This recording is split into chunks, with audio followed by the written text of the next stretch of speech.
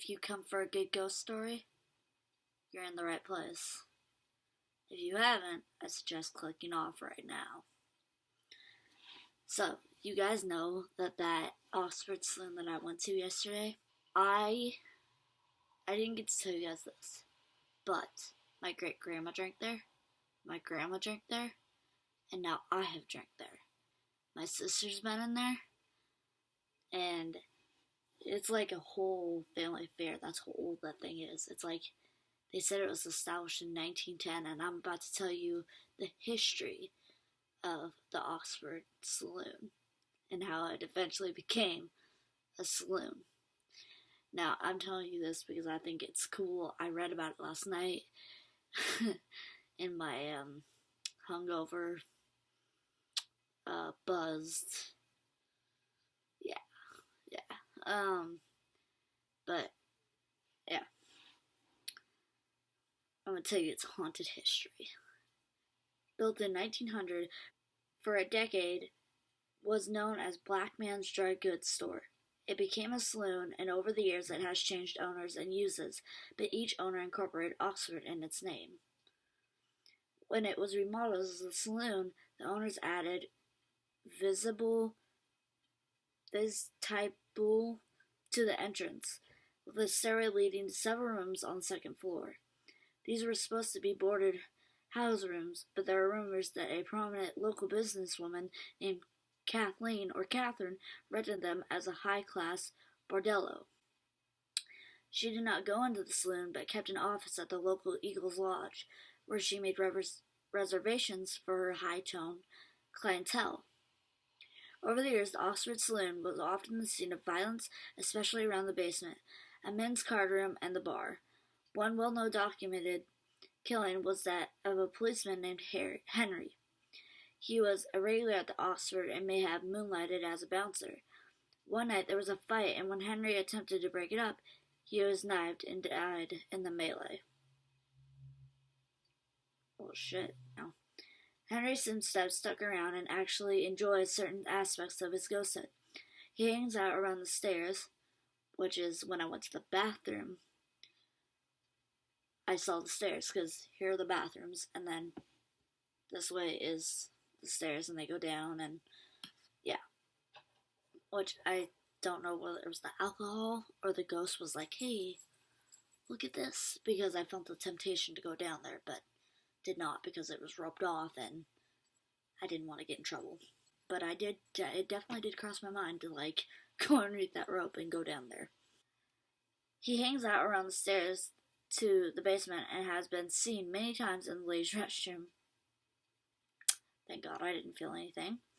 Seen and felt as many women report being pinched for him. I was not. Thankfully, again. However, Henry always disappears when confronted, which that does happen. A lot of times the ghost won't come out to play, especially when you be like, hey, leave us alone. The second floor of the Oxford is now rented out as offices, but at least 3 ghosts seem to remain from the Oxford darker days. One is a man in a bowler hat, and the others are 2 women. Some people believe one is Kathleen, who Oxford Saloon Snohomish Haunted History, Ghost Story, Haunted Histories, eventually lived upstairs. Kathleen, who eventually lived upstairs, she is seen as an older one dressed in a purple dress with purple bows. The other woman is Amelia, one of Kathleen's girls, Oxford Saloon Snohomish haunted ghosts who had been forced into prostitution. Her dead body was found curled up in her closet, and no one was sure whether she committed suicide or was murdered. Could have gone either way. No, she was a prostitute.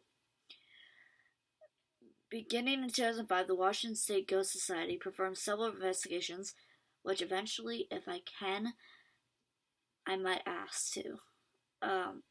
Just to, like, think about that and do that. I think that would be really cool to have, like, me, Sinead, and Dennis and the Oxford alone at night. I think that'd be sick. Investigations of the Oxford Saloon, weird Snohomish Weird Washington spoke with Russ and Sandy, who were members of WSGS at the time, but went on to found Fog Paranormal. Sandy and Russ investigated the second floor first, turning on their tape recorder and started up the stairs. At the time, Sandy said Russ take some pictures.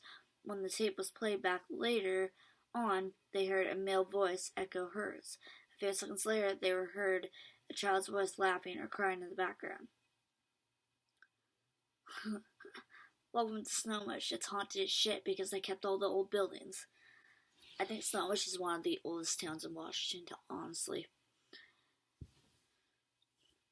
The manager gave the keys to all the offices on the top floor. Alright. They tried several times to open the rooms, only to have the keys fall out of the lock, as if some unseen hand pulled it out before Sandy could turn it. That's creepy. Eventually, they managed to open some of the rooms. While this was going on, the playback, they heard a voice say, "I dropped the keys to my room." It was as if they were being mocked.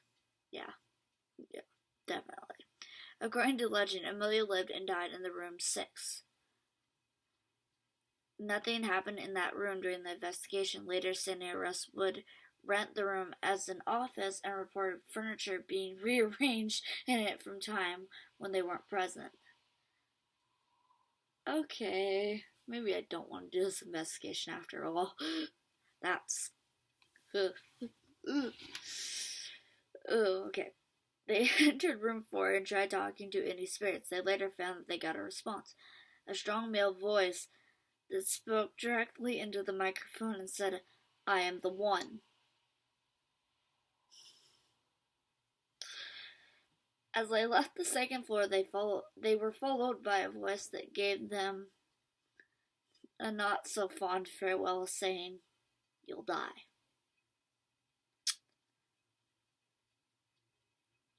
Okay. Russ and Sandy met 2 other investigators downstairs, and after some conversation, they went down to the lower bar, and then to the basement.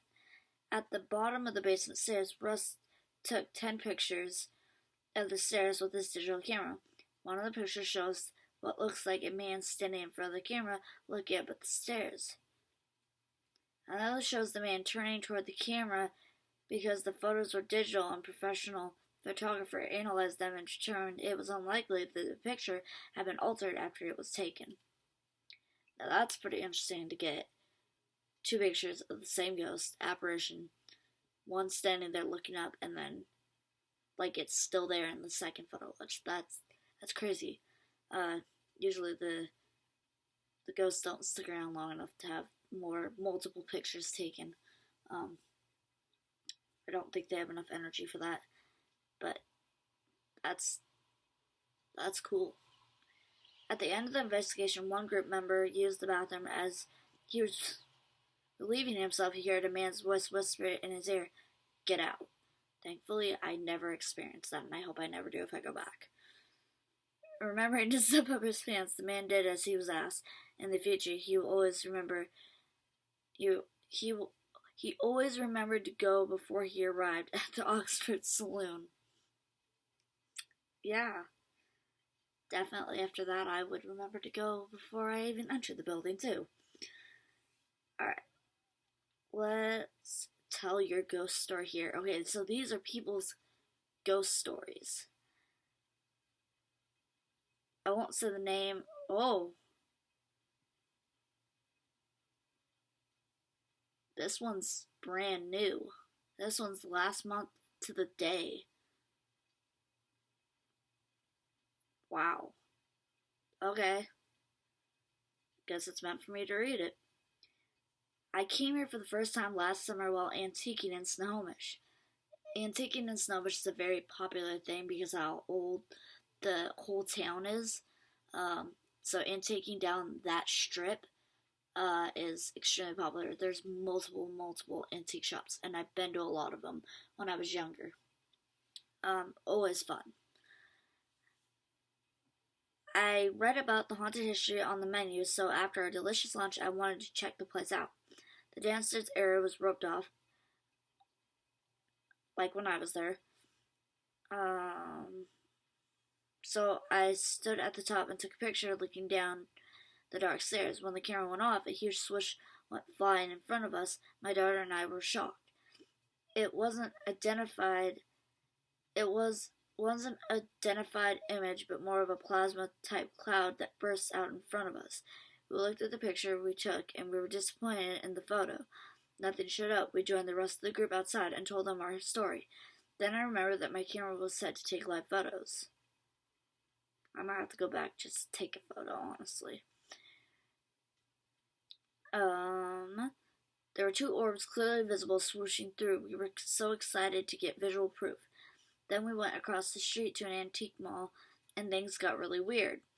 We walked into a small L-shaped booth, and when we turned around 3 seconds later, this super creepy stuffed bunny doll with a handlebar mustache was directly in our path, blocking our exit. Nope.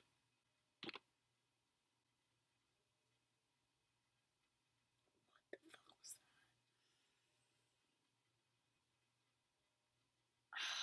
Every fucking time. So whenever I talk about ghosts and stuff in my house, the paranormal starts to kick up in my room and in the house in general. They know we're talking about it, and it just...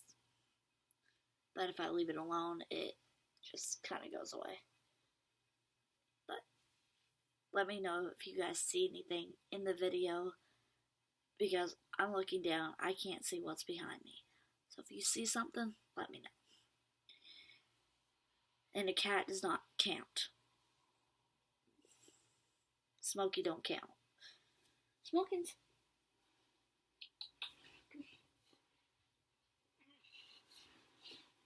Alright. You want to go start with Mom? I have no explanation for that or how it could have moved into our space like that, but I swear that thing moved on its own. We were super freaked out and felt like something was following us, so we immediately went and bought some sage to burn. After cleansing ourselves with the smoke, we feel better and never experience anything strange again. Next time I'm in the area, we definitely are going back. If you don't have paranormal experience, at least you get an awesome meal. I didn't eat anything from there, but I did have a Corona and some other... What? I did have a coffee, liquor drink thing. I don't know. But don't mix coffee and liquor. Okay, I'm letting you down.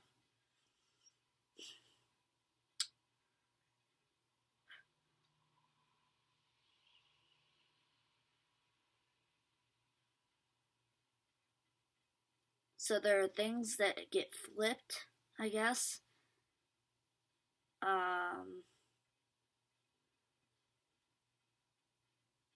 You get poked. Oh wow, this is a cool one. So this guy, I guess, was related to somebody who owned the Oxford.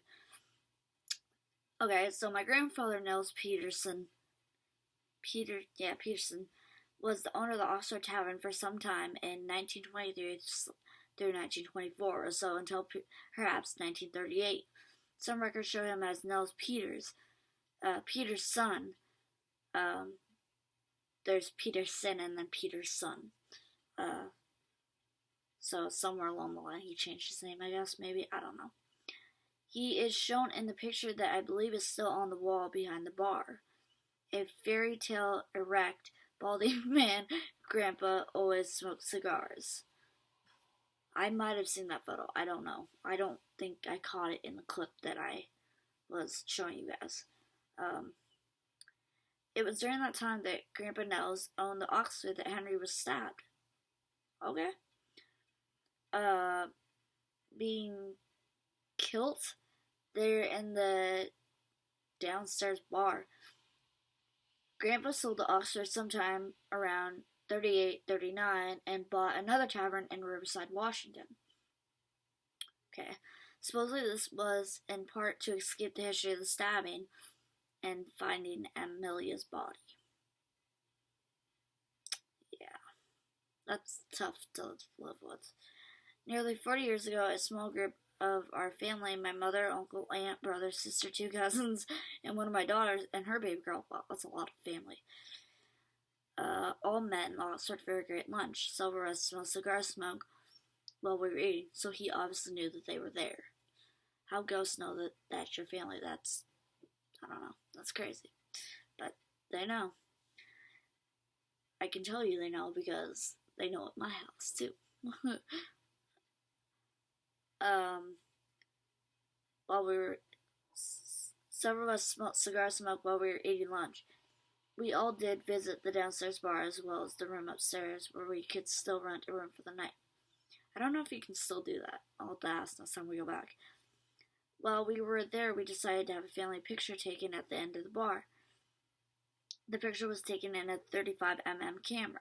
When the picture was developed, we could easily see the outline of a ghost. We think it was Grandpa, who nearly always wore a hat, standing behind us. Oh, he wanted to be a part of the picture. That's awesome. The picture was so blurred on one edge with what we thought might be some other spirits or shadow figures. We'll try to find out the picture and send it to you. That's cool. I could see a ghost doing that. So there's shadow people, and there's a regular, I guess, that goes there that always gets touched. There's a female that I guess always like touches them or something when he's there, which, you know, I'm sure the ghosts get to know you and you get to know them, and, you know, and it just, you know, I guess that's their way of saying hey, which I can imagine. I mean, we have ghosts where I work at. There's this one that around Halloween it likes to mess with us. We get to know it, and it gets to know us. We believe that it's a male, and he likes to knock stuff over. I had a crazy experience where there's a HZL or HLZ, or I don't know how you say it. Anyway, it's the warmer that keeps the food warm, and there's a flat top, and then below it you bake the food with, right? So I had the salt shaker. It was drying. I put it on top of that, and I went to go turn around to make sure her handout was okay or something, and it couldn't have been me because I was too far away. I was like 2 steps away from it, so I couldn't reach and still be able to grab the salt shaker. And it got knocked to the ground. Like, straight up. Okay, so, say this is the salt shaker. And I'm like, I would be out of frame if I did this. But it was sitting here, perfectly fine. Nothing could have made it fall. And it just went. God damn it.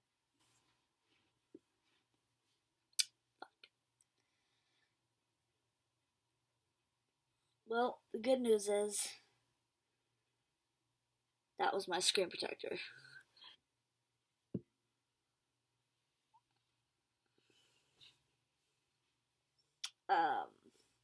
But yeah, it knocked the salt shaker off, and thankfully it didn't break, but I was just kind of like, what the hell just happened?